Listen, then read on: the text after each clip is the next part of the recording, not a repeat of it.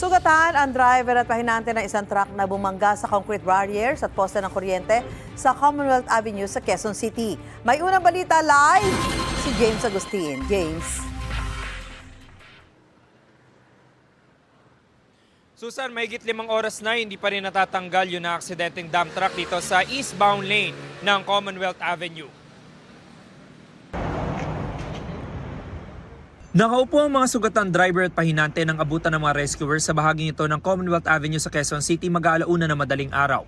Ang sinasakyan nilang dump truck bumangga sa 4 na concrete barrier at poste ng kuryente. Dito po dumiretso ito na aksidenteng truck at huminto lamang yan matapos maipit sa pagitan nito nakaparadang heavy equipment at pader ng ginagawang MRT-7.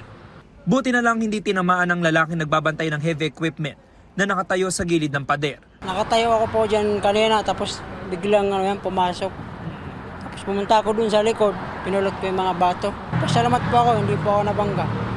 Sa lakas ng impact na basag at tumalsik ang windshield ng truck, natumba rin ang mga barrier. Bagyang tumagilid ang poste ng kuryente.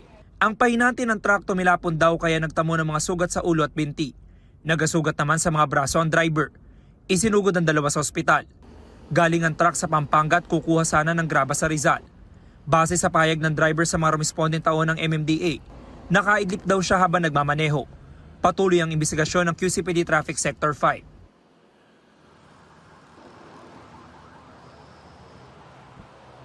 Samantala, Susan, tulad doon nakikita nyo, nandito pa rin po itong na-aksidenteng truck na ito at wasak na wasak yung harapang bahagi niya at nakaipit pa dito sa pagitan na nakaparadang heavy equipment at pader ng ginagawang Tandang Sora Station ng MRT-7. At kanina po, bago mag-alas 5 ng umaga, dumating dito yung mga tauhan ng Meralco. Naglagay na muna sila ng suporta dito sa nakatagilid na poste ng kuryente. Nakausap natin yung engineer at dun sa inspeksyon nila, kinakailangan na palitan yung buong poste ng kuryente. Tatagal pa po ng ilang oras yan at naghihintay pa sila ng iba pang gagawa ng mga tauhan ng Meralco dito sa lugar. Hindi naman po nakaka-apekto yan sa daloy ng trapiko dito sa eastbound lane ng Commonwealth Avenue ngayong umaga dahil maluwag pa naman po yan. Ito kasi yung lane na patungo sa area ng Fairview.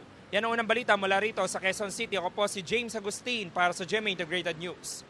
Gusto mo bang mauna sa mga balita? Mag-subscribe na sa GMA Integrated News sa YouTube at tumutok sa unang balita.